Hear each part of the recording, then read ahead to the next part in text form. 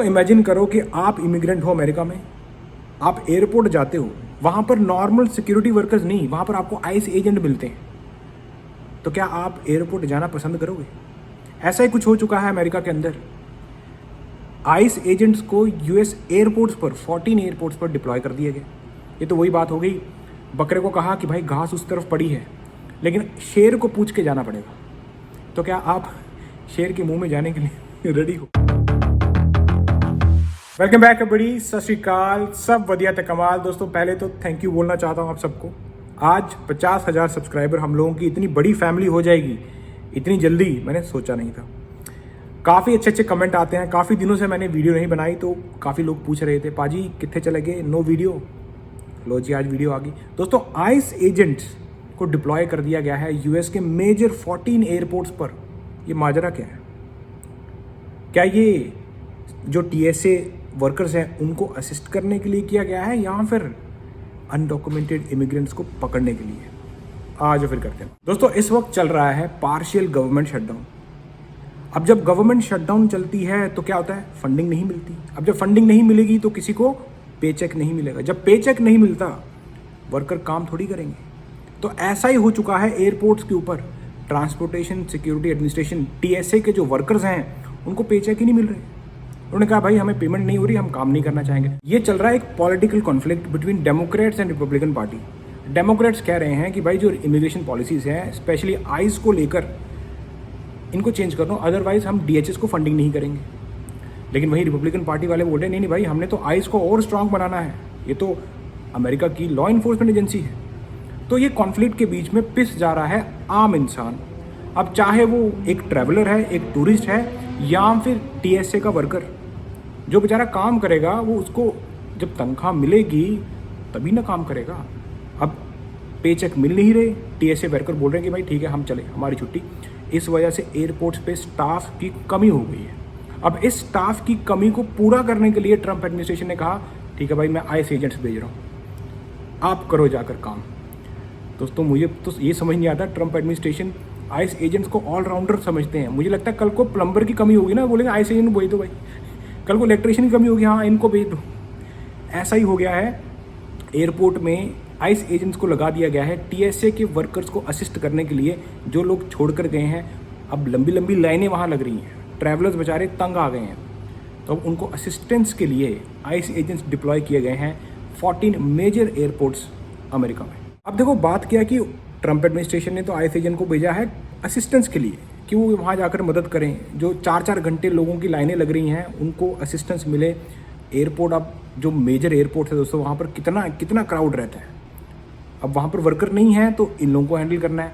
लेकिन आप एग्जाम्पल लो कि जो बेचारे इमिग्रेंट्स हैं जो यूएस सिटीजन नहीं हैं वो तो एयरपोर्ट जाने से ही घबराएंगे। तो ऑलरेडी इतनी दिक्कतें चल रही थी, अब एयरपोर्ट पे तो जाना ही मतलब एक तरह से शेर के मुंह में हाथ देने वाली बात होगी। इवन इमिग्रेशन अटॉर्नी, जितने भी इमिग्रेशन अटॉर्नी हैं वो यही कह रहे हैं, जितने भी लोग इमिग्रेंट्स हैं, अगर फॉर एग्जांपल आपके पास आप वर्क परमिट भी है आपके पास तो भी एयरपोर्ट्स को अवॉइड करें। क्योंकि हो सकता है ना कि पूछ लें आपसे कुछ अगर आप उनको फॉल्टी लगे, कुछ आपका डॉक्यूमेंट मिसिंग हुए, तो वो इतना तक कह रहे हैं कि एयरपोर्ट्स को आप अवॉइड करें, एयरपोर्ट्स में मत जाएं। इवन ऊबर लिफ्ट ड्राइवर तक भी अब precaution is better than cure सही बात है ना। अब ये हालात हो चुके हैं अमेरिका के एयरपोर्ट पर भी। ऑलरेडी दिक्कतें चल रही थी, अब लोग एयरपोर्ट जाने से भी घबराएंगे। हालांकि ट्रंप एडमिनिस्ट्रेशन ने ये नहीं कहा कि हम आइस एजेंट्स को डिप्लॉय कर रहे हैं एयरपोर्ट पे इमिग्रेशन रेड के लिए, नहीं। वो कह रहे हैं कि हम असिस्टेंस के लिए जो टीएसए के वर्कर्स हैं उनको मदद करने के लिए आइस एजेंट्स को हम भेज रहे हैं। लेकिन उन्होंने एक और बयान अब दे दिया है कि अगर ये शटडाउन, ये जो पार्शियल गवर्नमेंट शटडाउन है, ये अगर बंद नहीं हुआ तो हम नेशनल गार्ड भी एयरपोर्ट पे लगा देंगे। भाई देखो पहले तो आइस एजेंट ही थे, अब नेशनल गार्ड भी ज्वाइन करेंगे। तो क्या क्या हो रहा है अमेरिका के अंदर, आप खुद सुनो। We will also bring out, if we don't have enough, we will bring out the National Guard and where we need it to help out at the airports. So ice agent की deployment के बाद हुआ क्या है कि जो immigrants हैं, अब चाहे आप डॉक्यूमेंटेड हो चाहे अनडॉक्यूमेंटेड हो, दोनों ही घबरा गए हैं। क्योंकि पहले तो था ना कि आप एयरपोर्ट पे जाओगे, सिक्योरिटी चेकअप करोगे तो नॉर्मल सिक्योरिटी वर्कर मिलेंगे। अब आपको फाइनल हो गया है कि वहाँ पर आइस एजेंट मिलेंगे। तो आप देखो एयरपोर्ट इंडस्ट्री पे भी इसका कितना इम्पैक्ट पड़ने जा रहा है। ऑलरेडी इस तरह की न्यूज़ आ रही है कि भाई हो सकता है कि लोग जो है एयरपोर्ट जाना पसंद ही ना करें, एयरपोर्ट का भी बिजनेस डाउन हो जाएगा। तो ये बहुत सारी चीज़ें इस वक्त अमेरिका में चल रही है और दूसरी ओर बाहर वॉर तो चल ही रहा है। वॉर की वजह से दोस्तों अमेरिका में भी गैस के जो प्राइस हैं $4 $6 तक कई कई जगहों पे पाए जा रहे हैं, 1 गैलन का प्राइस। तो सोचो इकोनॉमिकली इस वक्त अमेरिका भी जूझ रहा है। और दूसरी ओर TSA के वर्कर्स, मेरे हिसाब से ना इन सब का सोल्यूशन पता क्या है यार, इमिग्रेंट्स को वर्क परमिट दो, ये TSA की शॉर्टेज कभी आएगी नहीं। ये है इसका रियल प्रॉब्लम सॉल्व, सोल्यूशन दे दिया मैंने आपको।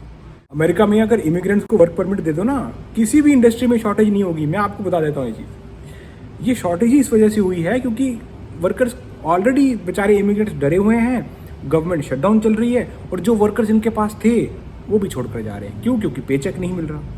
पेचेक क्यों नहीं मिल रहा? क्योंकि ऑलरेडी इमिग्रेशन पॉलिसीज़ में जो मांगी जा रही हैं डेमोक्रेट की तरफ से, वो पूरी नहीं कर रही है रिपब्लिकन पार्टी। अब दोनों जब बैठ के बात करेंगे, जो इमिग्रेशन पॉलिसीज़ हैं वो फिक्स होंगी, DHS को फंडिंग होगी, तभी आगे जाकर ये प्रॉब्लम सॉल्व हो पाएगी जो TSA वर्कर्स की शॉर्टेज है। अब आप देख लो दोस्तों, मतलब कितना कुछ इस 1-1.5 साल में हुआ है, कितनी इंडस्ट्रीज़ भी अफेक्ट हुई हैं। अब चाहे हम बाकी इंडस्ट्रीज़ की बात कर लें, कंस्ट्रक्शन इंडस्ट्री, प्लम्बिंग, इलेक्ट्रिशियन, जितनी भी ब्लू कॉलर जॉब्स हैं, कितनी इकोनॉमी में भी फ़र्क पड़ा होगा, आने वाले वक्त में पता लग जाएगा। तो ये है ट्रंप एडमिनिस्ट्रेशन की पॉलिसीज़, जिस वजह से एयरपोर्ट तक में वर्कर्स की शॉर्टेज आ रही है। दोस्तों एक चीज़ तो है कि ट्रंप एडमिनिस्ट्रेशन, उनको भी मालूम है कि इनसे भी गलतियाँ तो हुई हैं। जिस तरह की पॉलिसी ये लोग लेकर आए पिछले 1 साल में, इनकी खुद की DHS सेक्रेटरी क्रिस्टी नोएम, उन तक को निकालना पड़ गया। अभी नए DHS सेक्रेटरी आ चुके हैं, मार्क वेन मुलिन्स। आपको देखो कि रिपब्लिकन पार्टी को भी लग रहा है कि यार गलती कुछ थोड़ी ज़्यादा हो गई है, अब उसको कंट्रोल करो, उसको सुधारो।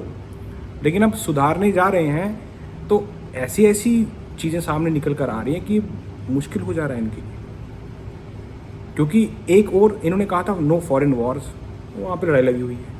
पूरी इकोनॉमी जो है, लोगों ने क्या मांगे रखी थी, भाई ग्रॉसरी सस्ती करो, गैसोलीन सस्ती करो, उल्टा हुआ पड़ा है। तो आज आकर जो पॉलिसीज़ हैं रिपब्लिकन पार्टी की, वो फेल होते हुए दिख रही हैं और वो अब मिड टर्म इलेक्शन आ रही हैं, उसमें जनता बता देगी। अब मैं तो आपको ऐसी किसी इंटरेस्टिंग वीडियो में देन चेक फटे।